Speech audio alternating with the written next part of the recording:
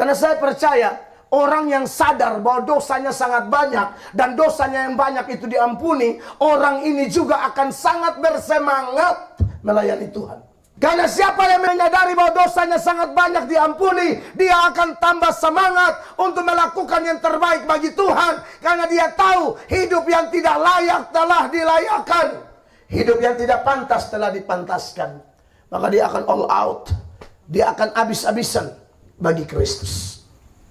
Makanya kalau kita bandingkan dengan beberapa data yang lain, di 2 Korintus 11 mulai ayat 23, Rasul Paulus bilang, kalau ada orang yang mengaku bilang kau pelayan Kristus, lu pelayan apa lu? Kira-kira begitu kalau bahasa Kupang. Baru melayani ini subah hitung, baru melayani ini subah hitung, begini begitu. Aduh ini sakit, ini tatikam, ini begini. Paulus bilang lu pelayan apa? Saya ini ulang-ulang hampir mati hanya gara-gara urus jemaat. Makanya kalau saya jadi gembala di Amazing Grace terus tahu, alergi saya dengar orang bilang beta begini, beta begini. Lu pelayan apa lu nih, omong terlalu banyak lu. Mengeluhnya nomor 1. Lu bikin apa untuk Tuhan Allah? Tuhan Allah, lu hitung sendiri Tuhan Allah bikin apa untuk lu. Coba kau hitung. Jadi kalau bikin apa-apa untuk Tuhan Allah, jangan banyak ngomong.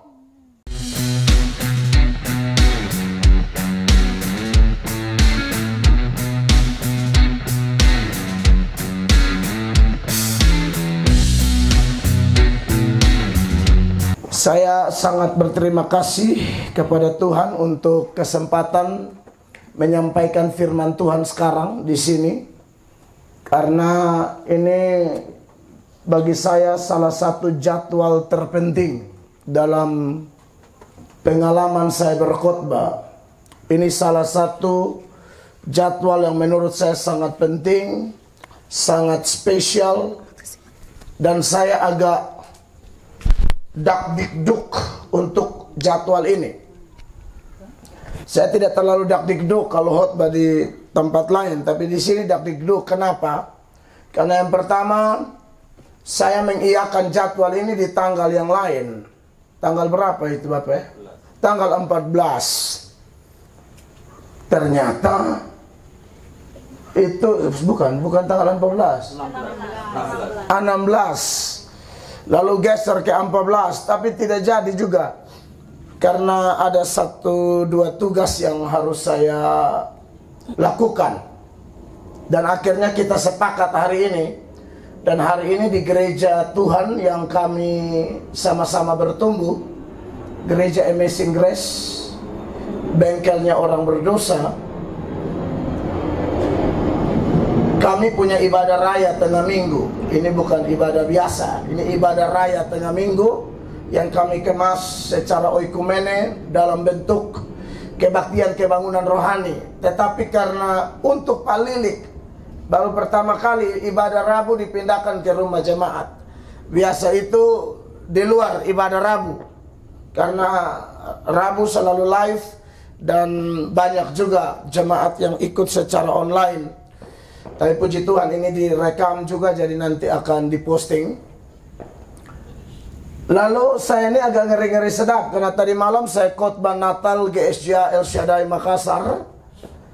Dan saya tuh ngeri-ngeri sedap dengan jadwal dan cuaca. Pak Lilik sudah foto ini lingkungan semua. Bapak ini daya tampung 300. Aduh Tuhan, ini kalau pesawat cancel berat.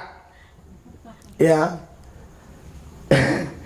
Jadi tadi malam saya baru mendarat tadi jam 4 sore dan sampai sakit lagi. Minum obat sebentar, tidur baru bangun, dan puji Tuhan bisa hadir di sini. Jadi buat saya ini jadwal yang sangat buat saya berpikir keras, berdoa. Saya dan istri berdoa di hotel di Makassar sana, hanya mohonkan supaya jangan cancel pesawat. Karena Pak Lilik ini salah satu keluarga kami dalam Tuhan yang sangat hadir untuk terus jadi berkat, menguatkan. Ada banyak jemaat di gereja yang memang berani ngomong sama saya, berani nasihat saya. Salah satunya Pak Lilik, begitu. Dan buat saya itu luar biasa, karena sebagai seorang pendeta, gembala yang masih muda, yang memang perlu ada orang-orang di sekeliling saya yang memberi masukan, nasihat-nasihat tulus, pandangan-pandangan lurus, supaya dalam mega proyek kerajaan Allah yang kami garap sama-sama, betul-betul ada hasil yang baik, betul-betul bawa dampak yang besar. Dan dari semua jemaat Tuhan yang berani menasihati saya, Pak Lilik adalah salah satu yang saya anggap seperti kakak, orang tua yang sangat tulus, ya. Seperti beliau punya kesaksian, beliau orang Jawa harus nasihat orang Timur, itu memang tidak mudah, saudara-saudara. Ya. Dan cukup, bukan cukup lagi, sangat ngefek, sangat berdampak buat kehidupan rumah tangga saya dan pelayanan saya, khususnya pengembalaan di gereja Tuhan yang kami di dalamnya melayani bersama-sama. Maka dari itu saya bersyukur sekali Tuhan siapkan waktu terbaik untuk ada di sini menyampaikan firman Tuhan. Oleh karena itu, jemaat terkasih, untuk tidak membuang waktu, saya mengajak kita membuka firman Tuhan yang terpilih dari Filipi pasal 1 ayat 6. Surat Filipi pasal 1 ayat 6. Surat Filipi pasal 1 ayat 6. Perhatikan ayat ini, jemaat terkasih. Kalau Bapak Ibu punya kitab suci atau Alkitab, mungkin di handphone juga tidak apa-apa. Mari kita perhatikan ayat ini, lalu kita baca sama-sama dalam hitungan ketiga. 1, 2, 3. Akan hal ini aku yakin sepenuhnya, yaitu Ia yang memulai pekerjaan yang baik di antara kamu akan meneruskannya sampai pada akhirnya pada hari Kristus Yesus. Bapak Ibu jemaat, dari Filipi 1 ayat 6 ini saya mengangkat sebuah tema dalam ibadah syukur pensiun. Dalam syukuran pensiun hambanya ini, saudara-saudara yang diberkati oleh Tuhan Yesus, berdasarkan Filipi 1 ayat 6, saya akan mengangkat sebuah tema, yaitu belajar berdampak atau menjadi berkat seperti Paulus. Sekali lagi, belajar berdampak atau menjadi berkat seperti Paulus. Saudara yang diberkati oleh Tuhan Yesus Kristus, sebagai pengikut Kristus, jelas bahwa kita diminta untuk dimanapun kita berada, mulai dari dalam rumah, lingkungan pekerjaan, lingkungan bermasyarakat, kita harus menjadi garam dan terang dunia.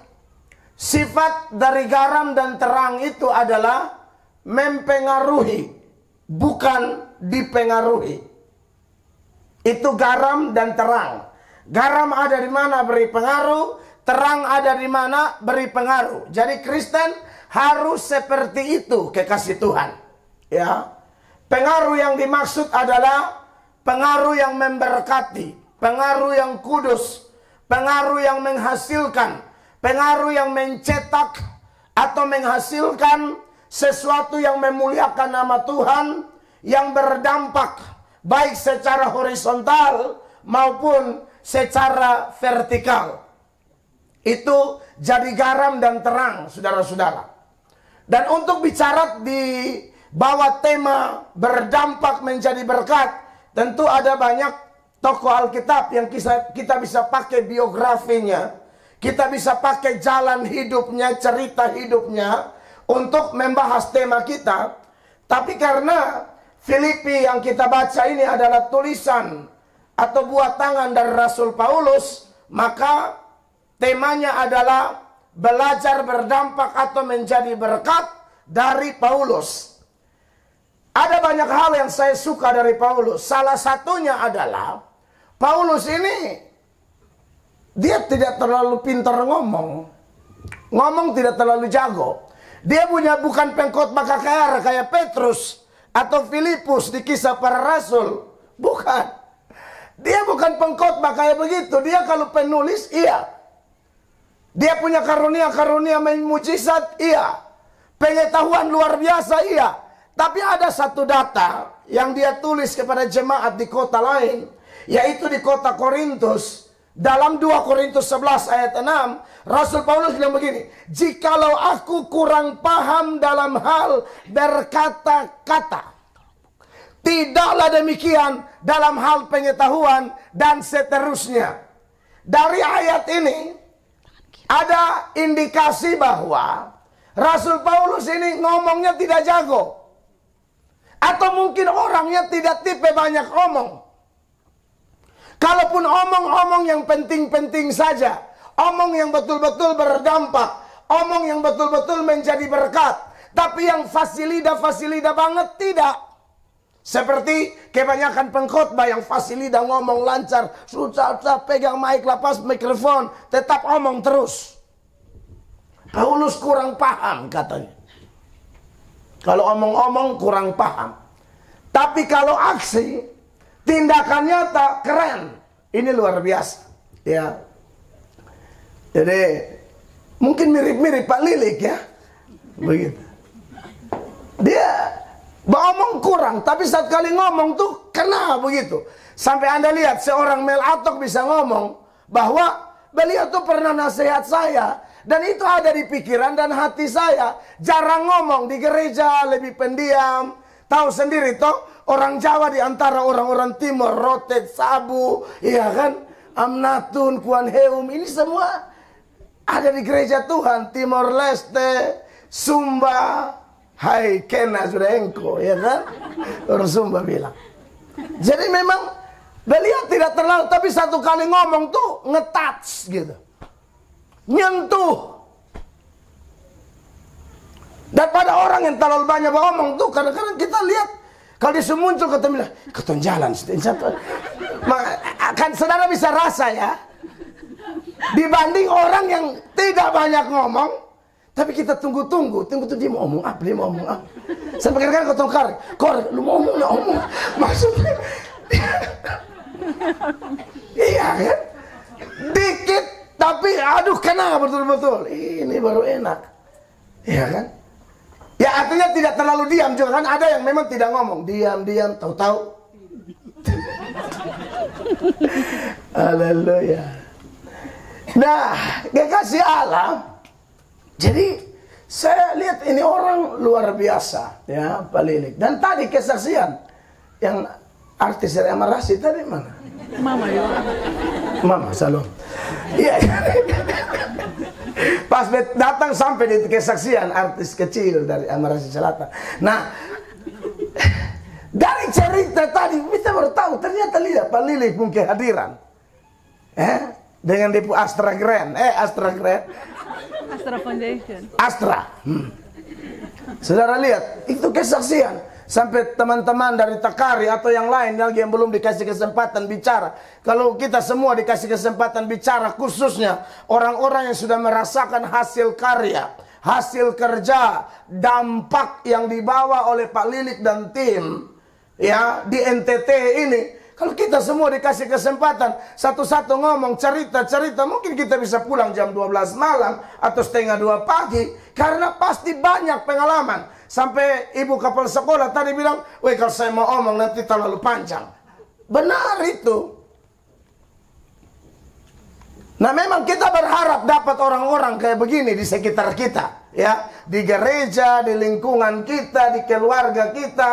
Ya, omong sedikit atau omong tidak terlalu jago, tapi dia bikin apa-apa hasil jelas. Dia bikin apa-apa dampak jelas. Daripada ada istilah babi seksi. Banyak bicara, sedikit aksi. Atau NATO, no action talk only. Ngomong doang, tidak ngapa-ngapain. Maka dari itu, saudara-saudara, saya senang teladan dari Rasul Paulus. Dan ada hal lain yang Rasul Paulus katakan yang betul-betul menjadikan dia layak untuk menjadi teladan. Itu dalam 1 Korintus 11 ayatnya yang pertama, secara eksplisit di situ Rasul Paulus ngomong begini. Ada mic yang disiapkan, silakan. Jadilah pengikutku sama seperti aku juga menjadi pengikut Kristus. Jadilah pengikutku sama seperti aku juga jadi pengikut Kristus. Lihat saja, ini orang luar biasa. Aku tidak pintar omong, aku tidak jadi omong, tidak jago omong, tapi jadilah pengikutku karena aku pengikut Kristus. Ini luar biasa. Makanya dia ini orang melihat semacam imitasinya Kristus begitu. Dia benar-benar tiru habis-habisan Kristus dalam hal leadership, dalam hal melayani, dalam hal berdampak, dalam hal menjadi berkat. Dimanapun wilayah pelayanan, wilayah tugas yang Allah patok bagi dia. Bagi orang ini, saya ini layak diteladani. Contohi aku, tiru aku, ikut aku, karena aku ikut dia. Kristus Yesus Tuhan. Amin. Maka dari itu, saudara-saudara yang diberkati oleh Tuhan Yesus Kristus, ini penting, ini sangat luar biasa. Ini senada dengan yang Kristus bilang di dalam Yohanes pasal 15, ayatnya yang kelima. Ayat itu berbunyi demikian, saudara-saudara. Akulah pokok anggur dan kamulah ranting-rantingnya. Akulah pokok anggur dan kamulah ranting-rantingnya. Barang siapa tinggal di dalam aku dan aku di dalam dia. Barang siapa tinggal di dalam aku dan aku di dalam dia, dengarkan. Ia berbuah banyak. Ia berbuah banyak. Sebab di luar aku kamu tidak dapat berbuat apa-apa. Sebab di luar aku engkau tidak dapat berbuat apa-apa. Makanya kalau Paulus bisa, itu karena dia bilang, ikut aku pengikut Kristus. Dengan kata lain, teladani aku. Karena aku tinggal di dalam dia, dia di dalam aku. Makanya aku bisa berbuat banyak. Amin, kekasih Allah. Makanya tadi Ibu Kapal Sekolah bilang, tak usah sombong, tak usah rasa hebat. Itu benar. Teladan yang sedang kita soroti ini betul-betul orang yang berdampak dan menjadi berkat. Maka dari itu, saudara-saudara yang diberkati oleh Tuhan Yesus, kita akan belajar beberapa hal menarik seputaran dampak dan menjadi berkat menurut teladan Paulus ya. Saudara, kembali kepada Filipi 1 ayat 6. Ayat ini dimulai dengan kalimat ini. Akan hal ini aku yakin sepenuhnya, yaitu ia yang memulai pekerjaan yang baik di antara kamu akan meneruskannya sampai pada akhirnya pada hari Kristus Yesus. Hal yang pertama yang saya mau seberangkan kepada Bapak Mama, kekasih Tuhan, jemaat terkasih tamu undangan adalah Paulus ini adalah seorang pekerja keras yang sangat sukses. Tapi setelah dia sukses, dia bilang semua karena Tuhan. Ulang ya Bapak Ibu ya. Paulus ini seorang pekerja keras yang sangat sukses. Tapi setelah sukses, dia bilang semua karena Tuhan. Dia bilang akan hal ini aku yakin sepenuhnya, yaitu ia yang memulai dan seterusnya dia. Padahal kalau dari sudut pandang manusia, Bapak Ibu terkasih, Paulus punya karya-karya ini luar biasa. Dibanding dengan semua rasul-rasul lain, termasuk rasul-rasul yang lebih senior dari dia, seperti Petrus, Yakobus, Yohanes, Thomas, Bartolomeus, semua murid Yesus yang dipilih langsung oleh Yesus, minus Yudas Iskariot.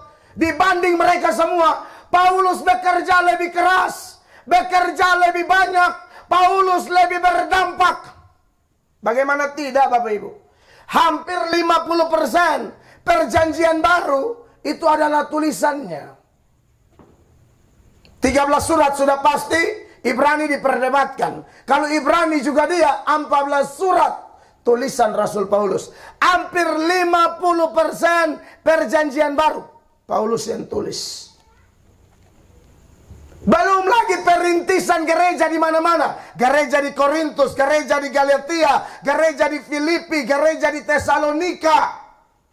Dan beberapa gereja lain keliling-keliling bangsa-bangsa non-Yahudi untuk merintis, mendirikan, menggembalakan gereja-gereja Tuhan. Jadi memang hasil karyanya itu luar biasa. Belum lagi pelayanan-pelayanan spektakuler dengan kuasa mujizat. Doakan orang sembuh, usir setan-setan, orang mati dia doakan bangkit, sapu tangannya kena orang sembuh. Paulus punya sapu tangan. Kalau pendeta Melato punya ya kena justru saudara sakit. Kalau Paulus punya kena sembuh, saudara-saudara. Artinya ini orang sangat luar biasa dalam hal bekerja untuk Tuhan. Padahal kalau mau omong, dari semua rasul-rasul senior itu, dia ini paling prematur dalam urusan pengenalan akan Kristus. Dia paling lambat, saudara-saudara. Makanya coba saudara baca di dalam 1 Korintus 15 itu, mulai ayatnya yang kelima, dia tulis tentang saksi-saksi mata, ya, kebangkitan Yesus Kristus. Dari semua itu yang paling terakhir dia, kekasih Tuhan. 1 Korintus 15 mulai ayat 5, Rasul Paulus bilang begini, bahwa ia telah menampakkan diri kepada Kefas, terus, dan kemudian kepada kedua-belas muridnya. terus, Sesudah itu ia menampakkan diri kepada ia lebih dari 500 saudara sekaligus. Kebanyakan dari mereka masih hidup sampai sekarang. iya, jadi kalau ada orang yang meragukan Yesus itu mati dan bangkit atau tidak, ilmu hukum itu jelas, satu saksi itu bukan saksi. Ini 500 saksi, 500 berarti 1000 bola mata yang lihat di mata kepala. Tuhan tuh bangkit, dia mati bangkit, tidak ada dia diangkat langsung, itu tidak ada. Dia mati dan bangkit. Dokumen itu, satu dokumen itu bisa diterima keasliannya dan dapat dipercaya atau tidak adalah semakin tua suatu dokumen, semakin dapat dipercaya informasi yang diberikan oleh dokumen itu. Ini orang-orang saksi mata semua. Kalau omong panjang lebar tidak ada saksi percuma. Seperti orang-orang di sini malam ini berdiri dan menyaksikan karya-karya dari Pak Lilik, berarti itu dapat dipercaya, itu benar. Pak Lilik tidak omong banyak. Sampai maju Pak Lilik, aduh saya tidak bisa omong banyak lagi. Ya, saya ingat saja firman Allah yang diajarkan Bapak Gembala. Kalau kamu sudah berhasil, bilang saja, aku hamba-hamba yang tidak berguna, yang harus melakukan apa yang harus aku lakukan. Lukas 17 ayatnya yang ke-10. Nah, dari semua saksi itu yang memberi konfirmasi bahwa peristiwa sejarah suci, kematian dan kebangkitan bahkan kenaikan Yesus ke sorga adalah asli. Ya, itu tak usah omong pakai Alkitab, tutup Alkitab, cari sejarah aja. Ya, cari sejarah di zaman pemerintahan Romawi itu ada satu gubernur nama Pontius Pilatus. Itu ada tuh dalam sejarah bangsa-bangsa. Tutupin Alkitab kalau mau omong itu. Pakai Alkitab sudah pasti. Jadi Kristus itu benar-benar mati dan bangkit. Karena itu inti Injil. Tanpa kematian dan kebangkitan Kristus sia-sia. Runtuhlah gereja, hancurlah Kristen. Itu inti Injil. Ya, tapi bukan itu yang mau saya soroti. Dari semua orang yang menjadi saksi itu, Paulus ini saudara-saudara yang paling prematur. Lanjut dulu. Selanjutnya ia menampakkan diri kepada Yakobus, kemudian kepada semua rasul. Dan yang paling akhir dari semuanya, ia menampakkan diri juga kepadaku. Dia menampakkan diri juga kepadaku. Anda masih ingat perjalanan Rasul Paulus ke Damsik? Tidak pintar ngomong tapi emosi tinggi, Pak. Ya, jadi Paulus ini ada di Punjawanya ke Pak, tapi ada timurnya juga. Haleluya. Ngomong tidak terlalu hebat, tapi kalau bilang emosi tinggi. Baca aja itu data yang ditulis oleh Dr. Lukas dalam tulisan yang kedua di Kisah Para Rasul itu, bahwa dengan penuh kemarahan, semangat yang menyala-nyala, mau bantai gereja, Yesus datang. Ya, sebelum pintu gerbang Damaskus terbuka, sebelum gerbang pintu Damsik terbuka, pintu keselamatan, pintu pertobatan, pintu anugerah terbuka bagi Paulus. Dan akhirnya dia menjadi hamba Tuhan. Makanya dia bilang, dan yang paling akhir dari mereka semua adalah aku. Terus? Sama seperti kepada anak yang lahir sebelum waktunya. Makanya saya bilang prematur. Sama seperti anak yang belum lahir belum pada waktunya. Tapi saudara, walaupun paling belakang, Yesus bilang, kadang-kadang orang yang paling belakang itu nanti dia muncul, dia paling heboh. Sedangkan orang yang paling duluan tuh kadang-kadang bisa Tuhan putar, yang duluan jadi belakang, yang belakang jadi duluan. Nah, Paulus salah satu contoh, paling terakhir, tapi dampaknya luar biasa.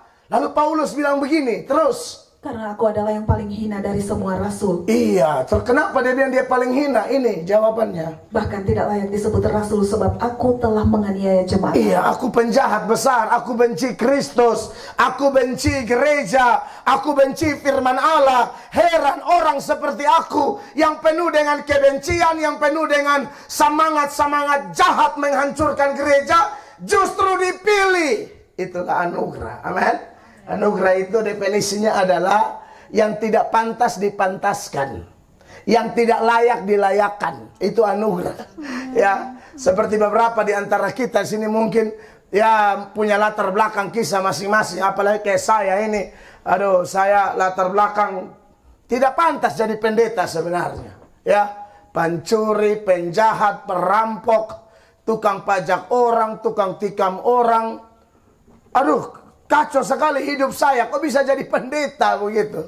Ya, orang-orang lingkungan sini kebanyakan tahu, yang orang-orang asli di sini tahu Mel Atok punya masa lalu seperti apa. Kita hidup kurang ajar sekali, penjahat, kalas kakap. Tapi bisa jadi pendeta. Saya sampai hari ini nih, kenapa saya bersemangat berkhotbah? Karena saya tidak tahu mau balas apa.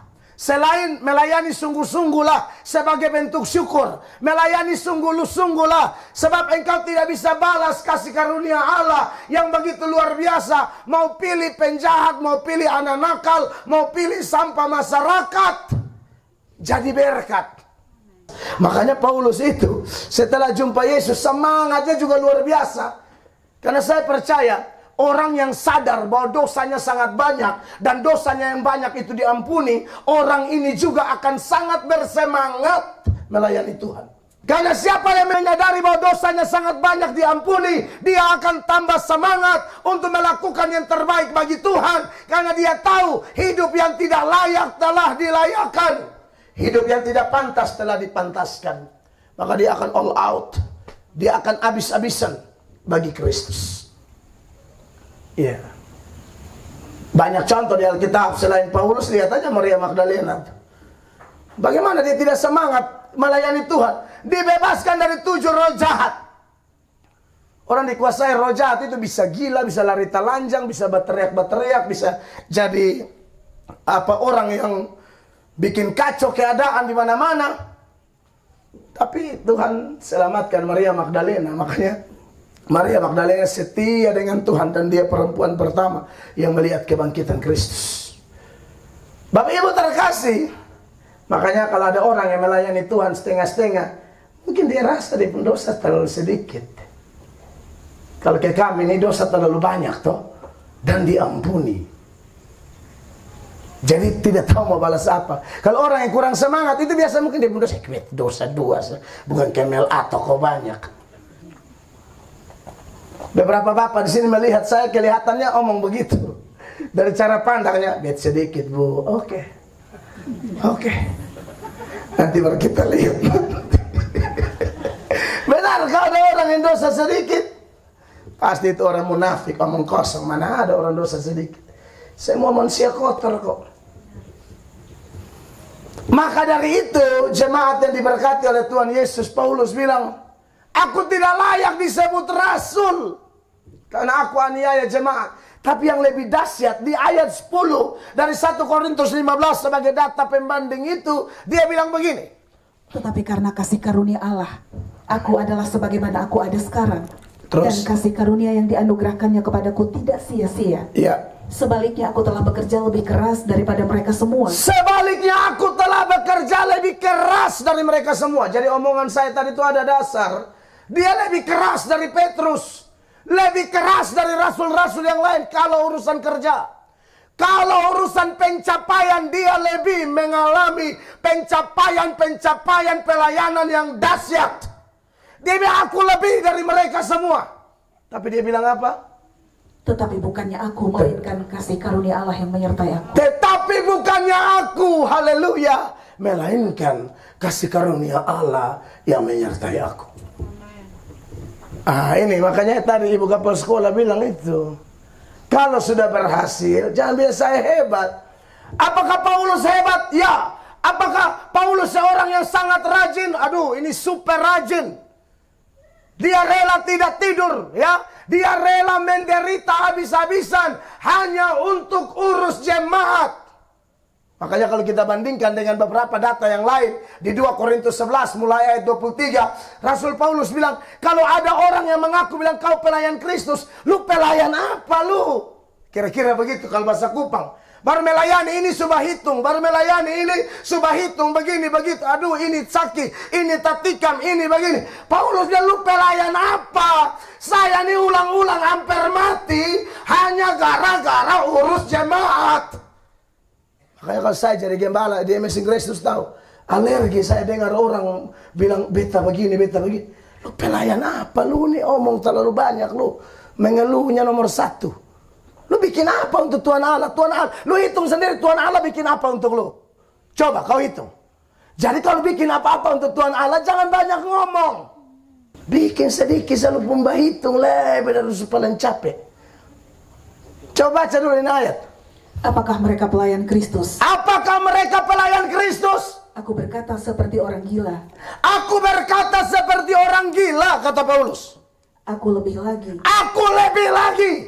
Aku lebih banyak berjeri lelah. Aku lebih banyak berjeri lelah. Lebih sering di dalam penjara. Lebih sering di dalam penjara. Kalau hanya pelayanan di dalam AC, saya di dalam penjara. Terus apa lagi? Didera di luar batas. Didera di luar batas. Kerap kali dalam bahaya maut. Kerap kali dalam bahaya maut. 5 kali aku disusah orang Yahudi. 5 kali aku disesah. 5 kali itu 40 kurang 1, 39 kali 5. Hitung sudah. Itu penyesahan Yahudi. Kalau Paulus masih hidup sekarang, bapak mama tetangga dan dia baru bilang, Om Pau kan Paulus toh. Kau tuh bisa lihat itu bekas penyesahan kok. Saudara menangis, pasti bekas luka, ancur-ancur di sekujur tubuhnya. 5 kali aku disesah. Terus 3 kali aku didera. 3 kali aku didera. 1 kali aku dilempari dengan batu. 1 kali aku didera dengan batu. Waktu didera tadi itu, waktu dia merintis gereja Filipi itu, dia dan Silas dibuang masuk di sana, di tengah-tengah penjara Filipi dan didera. Lalu apa lagi? 3 kali mengalami karam kapal. 3 kali mengalami karam kapal. Sehari semalam aku terkatung-katung di tengah laut. Anda lihat ini pelayanan model apa ini? Makanya Paulus bilang, kalau ada omong bilang aku pelayanan, baru, oh beta nih hamba Tuhan, beta sebegini begini. Jangan banyak ngomong deh, mana bukti karyamu? Amin. Lu kerja apa kalau omong banyak nih? Makanya ini yang sudah jadi dewan dong nih. Kau mesti berdoa kesan dong, sebenarnya dong janji itu benar. Beta sentau dan pendeta lain, sudah ada urusan. Beta akan beribu terus sampai mati. Semua nih dong, semua nih. Mau gubernur, mau wali rekam, omong. Beta akan ribut kalau bosan janji lain, bikin lain. Enak aja lu pikir mau kesebodoh siapa? Teka kan ulang-ulang dikecewakan. Tahun pertama saya kelihatan kerja, tahun kedua mulai urus diri sendiri. Karena kan mulai selingkuh apa segala macam. Kan beberapa oknum dapat tangkap tuh di TV, bukan di NTT, di TV. Supaya NTT jangan usut toh. Orang hukum seajar beta, lu jangan pikir bebodoh. Ayo pasti itu. Jadi maksudnya jangan banyak ngomong. Kalau orasi kampanye, saya akan bikin begini saya. Nah, beta bukan kurang pembicara di Kupang nih. Kata bukan kurang orang pintar ngomong dengan retorika yang hebat. Botosan kurang. Justru kebanyakan kau dapat penipu. Omong lain, bikin lain. Yang pendeta seakan-akan harba biruk. Pendeta selingkuh kan ada banyak. Cekem mabok, selingkuh, isap rokok kuat. Padahal pendeta. Mau suruh anak muda dan berhenti rokok. Ke mana kok bapak pendeta bibir hitam ke isolasi begitu.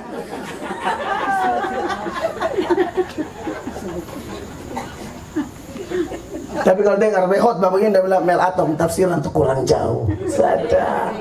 Dia pun terlalu jauh sampai keluar dari kebenaran. Itu Paulus bilang apa? Dalam perjalananku aku sering diancam bahaya banjir, Lihat saja. Terus. bahaya penyamun, bahaya dari pihak orang-orang Yahudi dan dari pihak orang-orang bukan Yahudi. Aduh, terus. Bahaya di kota, bahaya di padang gurun, bahaya di tengah laut, Ya. dan bahaya dari pihak saudara-saudara palsu. Saudara, semua betul. Ada yang palsu, ada yang ke Yudas. Cium, baru bilang, tambah gagah. Om kosong. Di belakang dia om, gagah apa Buntiana? Ada yang begitu, cium kata, mama hati-hati dan ciuman. Mama tambah seksi. Seksi dari mana?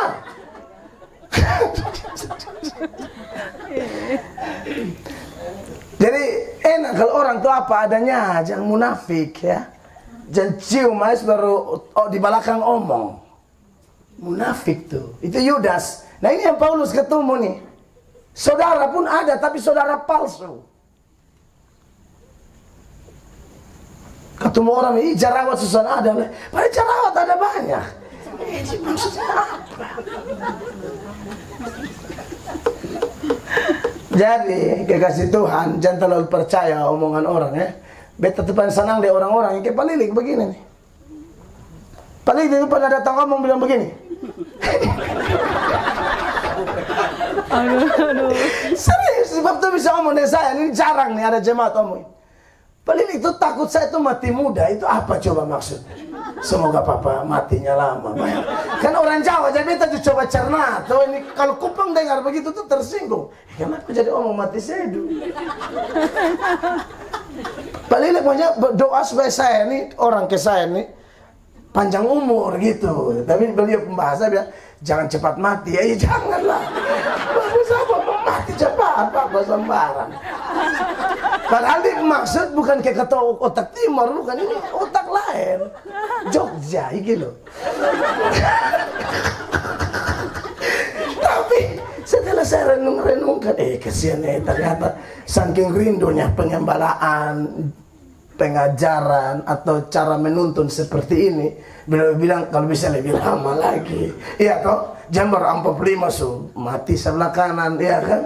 Dan pendeta banyak yang kurang sehat karena makanan. Ya, terlalu banyak makan daging babi kan dia begitu tuh ya. Nah, saudara diberkati oleh Tuhan Yesus Kristus. Jadi Paulus bilang dia sangat capek, sangat keras kerja. Lanjut dulu sampai 28. Aku banyak berjerih lelah dan bekerja berat. Yes. Kerap kali aku tidak tidur. Betul. Aku lapar dan dahaga. Aha. Kerap kali aku berpuasa, kedinginan dan tanpa pakaian. Betul. Dan dengan tidak menyebut banyak hal lain lagi, urusanku sehari-hari yaitu untuk memelihara semua jemaat. Ini belum semua. Dia bilang, dan tidak menyebut hal lain lagi. Urusanku sehari-hari urus jemaat. Jadi, aduh ini orang luar biasa. Tetapi dia bilang apa? Sekali-kali bukan aku, tapi kasih karunia Allah. Amin.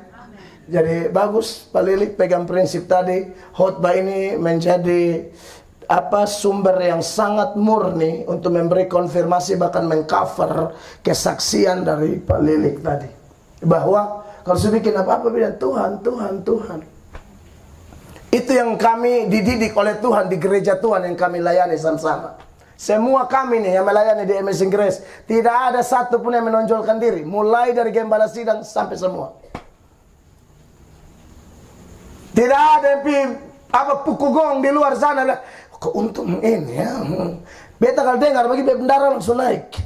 Ini orang ini batuan didik lain, dia omong lain di luar era mati. Bila sponsor utama lah, tidak ada sponsor utama di gereja. Semua sponsor, semua utama. Semua utama, kecil mau beri sedikit, beri banyak, semua itu tulus melakukannya untuk Tuhan. Ya, kalaupun masih ada yang kakek bertobat. Takutnya yang kakek juga pikir dia tulus, toh dia kasih memang. Ada yang memang kakek juga, saya tahu. Sedikit. Kalau urusan adat nanti nomor 1, dia siram ke air. Maka kalau gereja dia pun 2000 itu dari dulu sampai sekarang tidak berubah. Maka kalau urusannya lanjut saya di depan memeti. Kalau gereja dia pun kakek, dikira-kira dia kasih untuk pendeta makanya. Saudara kasih untuk pelayanan atau hamba Tuhan itu persembahan untuk Tuhan bukan untuk katong. Coba baca Filipi pasal 4. Ayatnya yang ke-16. Filipi 4. Karena di Tesalonika pun kamu telah 1-2 kali mengirimkan bantuan kepadaku. Ini jemaat Filipi kirim bantuan ke Paulus. Ini jemaat miskin, tapi ini orang yang membantu luar biasa. Jemaat kaya dong kakek, tapi kalian ini dahsyat. 17. Tetapi yang kuutamakan bukanlah pemberian itu, melainkan buahnya yang makin memperbesar keuntungan. Jadi kalau jemaat yang memberi, menabur di gereja Anda masing-masing, itu untuk keuntungan Anda, bukan keuntungan.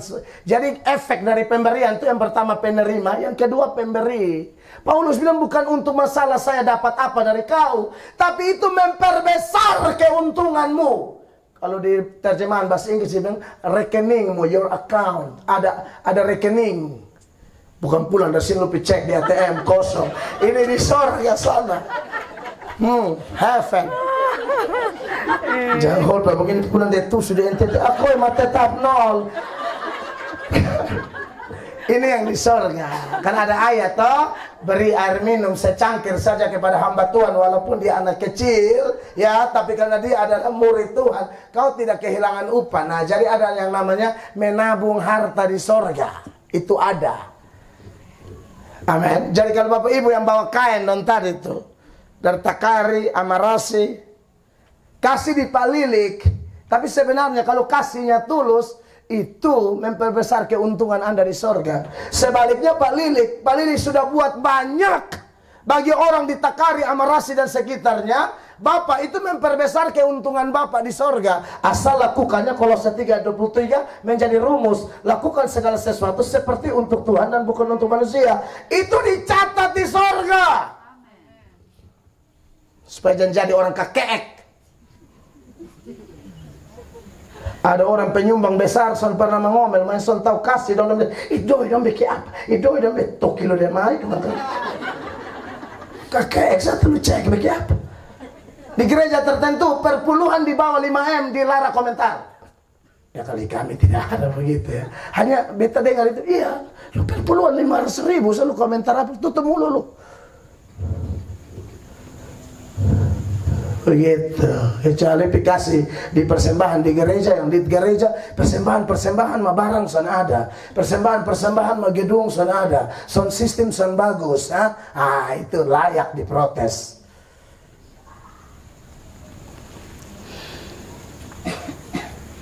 Terus dia bilang apa lagi di situ?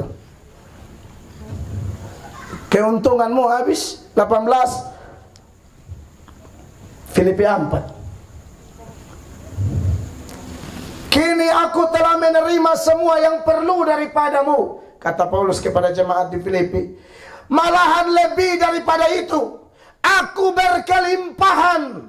Ini orang kelimpahan itu tidak harus banyak ya. Itu tergantung kerohanian seseorang. Semakin saleh seseorang, dia akan melihat berkat walaupun kecil, bagi dia itu kelimpahan.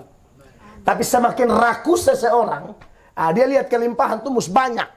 Paulus tidak. Bantuan sedikit, Paulus bilang, aku melimpah. Bukan seperti konsep teologi kemakmuran hari ini ya. Melimpah mus pakai yang begini, mewah begini. No. Itu ajaran membodohi umat. Itu biasa pendeta-pendeta mata duitan yang sering ngomong begitu di gereja. Dan gereja jadi lahan bisnis, bukan lahan pemerintahan Injil. Ya, Paulus bilang apa? Malahan lebih daripada itu, aku berkelimpahan. Karena aku telah menerima kirimanmu dari Epafroditus. Perhatikan bagian yang saya persoalkan lagi. Suatu persembahan yang harum, suatu korban yang disukai dan yang berkenan kepada Allah. Yang disukai Allah. Jadi efek persembahan itu, yang pertama penerima, yang kedua pemberi, dan yang ketiga Allah. Anda memberi, Allah yang suka. Jadi apa yang Pak Lilik sudah tabur di selama ini, sepanjang itu untuk Tuhan, Tuhan yang senang Pak. Bapak-bapak yang dari Takari, ibu-ibu yang dari Amarasi, kalau Anda omong ini malam tulus, Tuhan catat. Kalau tidak tulus, nanti baru lias. Saya harap tulus. Amin. Karena ketong ini kan sudah bisa ukur hati nah. Amin. Mama jangan marah. Bet kalau omong mesti yang kas terang-terang. Bet suka main drama, kayak bikin pusing. Bet tidak tipe begitu.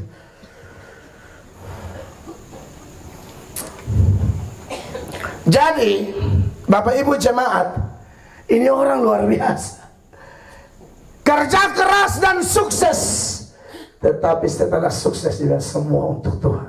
Kau buat untuk aku juga untuk Tuhan. Saya buat untuk kau untuk Tuhan. Efek terakhir itu surga. Jadi sekali lagi jangan ada yang hitung-hitungan pelayanan, jangan ragu berkat. Jangan ragu berkat lahiriah, tak usah dikte Tuhan bagaimana cara memberkati Anda dan saya. Aduh, pujian tadi yang keluarga bawa itu benar. Bunga bakung di taman, burung di udara aja Tuhan pelihara. Itu burung berharga berapa? 2 ekor seduit menurut Matius. Menurut Lukas 5 ekor 2 duit. Lalu harga kita berapa orang percaya? Harga kita darah Yesus Kristus. Itu harga paling mahal. Kau tidak bisa bayar pakai perak, emas, berlian, permata, dolar, pound sterling. Engkau tidak bisa bayar, tidak dapat menandingi hargamu yang telah dibayar oleh darah Yesus Kristus Tuhan. Amin. Kita dibayar oleh darah Yesus, masa kita tidak diperhatikan?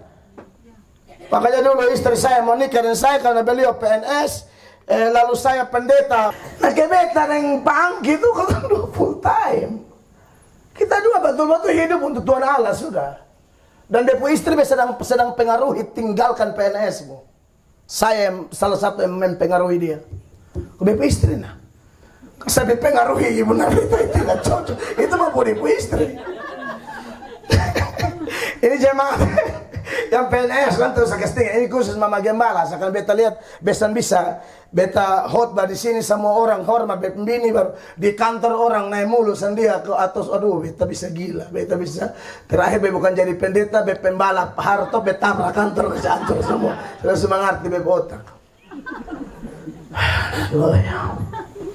Ya sudah berhenti sama kondo melayani saya. Amin. Berhenti. Bukan dianggap remeh, bukan buang nasi di piring, bukan. Ada satu panggilan lebih mulia yang kita lihat Tuhan memang panggil lebih istri. Kalau bisa ngomong di banyak orang, karena dia tahu tuh. Belum pernah dengar ini saya belum. Jemaat belum pernah. In malam bebongkar. Sekali lagi tidak meremehkan berkat. Tidak bilang kalau jadi PNS tidak bisa jadi berkat. Tapi kapasitas istri saya sudah tidak memungkinkan. Tidak memungkinkan.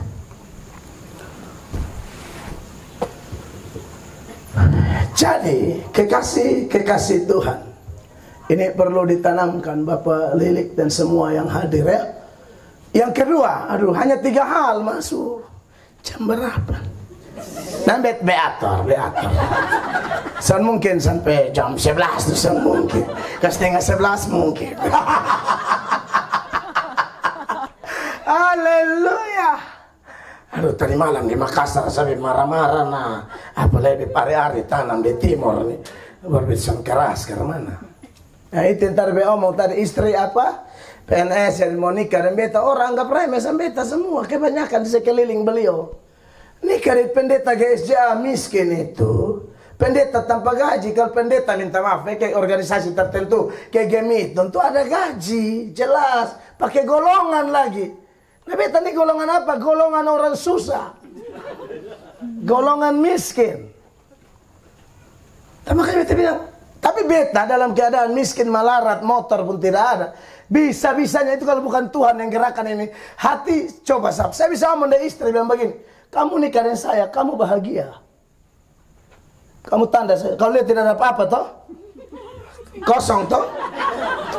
Inilah definisi iman. Iman adalah dasar dari segala sesuatu yang tidak kita lihat. Haleluya. Dan bukti dari segala sesuatu, dasar segala sesuatu, harapkan dan bukti dari segala tidak kita lihat. Itu lihat apa coba? Tidak ada. Rumah orang lain punya rumah sudah pakai lantai keramik, rumah saya masih tanah. Istri saya pacaran dengan saya itu rumahnya tanah, mantannya pakai oto. Di mantan datang jemput pakai oto.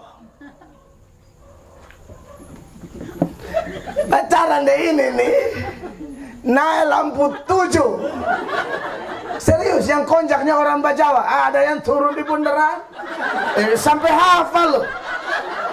Ada yang turun di bundaran.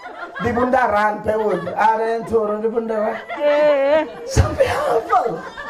Itu kan tidak lama cinta bersemi di lampu tujuh. Bagaimana saya tahu konya wilayah turun di bundaran?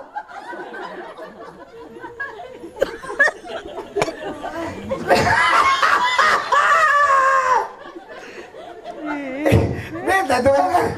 Makanya kalau ada orang bilang Pak Mel tidak stres, orang maki-maki Pak Mel di media. Dia pun hidup tuh kalau bisa dipasang judul, dia judulnya stres.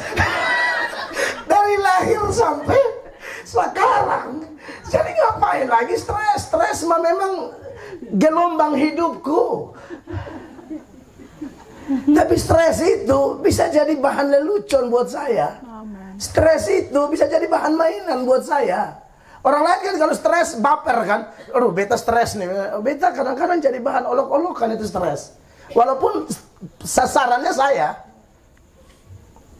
Bayangkan orang begitu baru saya ngomong, kau akan bahagia dengan saya. Kemarin kita dua terbang keliling Amerika baru itu bilang di hotel itu, kau tahu nih main gila. Nah dari LA turun di San Francisco, terbang Pirino, jalan di Nevada, kau tahu main gila. Bilang, itu semua Tuhan baik. Betasan bilang makanya. Betasan tiba bagi tanya, betasan pernah, aduh be buka laki begitu tanda begitu. Betasan bilang itu amal. Itu dah, itu orang gila, setengah otak terganggu. Itu saya tidak pernah. Kalau itu orang begitu betanya, itu Tuhan baik. Serius, besok kan itu bismillah. Kayak orang gila, semua anugerah.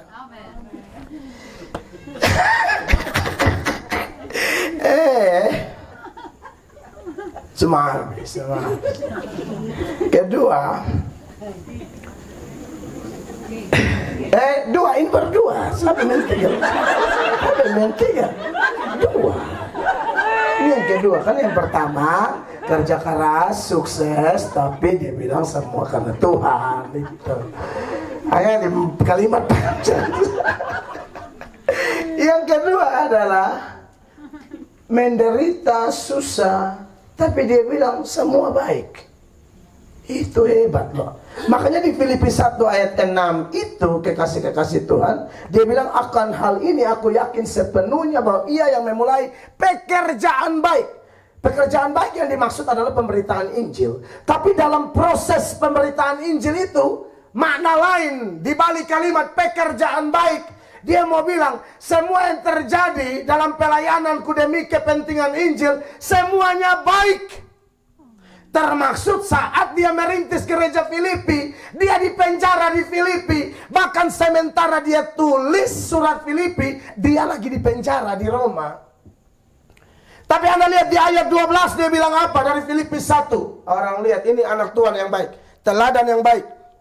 Aku menghendaki saudara-saudara supaya kamu tahu bahwa apa yang terjadi atasku ini. Aku menghendaki saudara-saudara supaya kamu tahu apa yang terjadi terhadap diriku ini. Sekarang aku di penjara ini justru telah menyebabkan kemajuan Injil. Justru menyebabkan kemajuan Injil. Allah tulus bekerja semua demi kebaikan. Terus sehingga telah jelas bagi seluruh istana. Sehingga telah jelas bagi seluruh istana dan semua orang lain, ya, bahwa aku dipenjarakan karena Kristus. Aku dipenjarakan karena Kristus. Tapi dia bilang apa?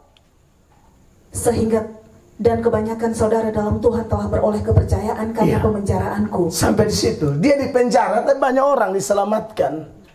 Jadi begitu ya. Sama kayak Pak Lilik masuk pertama Astra ditolak karena pikir kredit motor. Ya tante.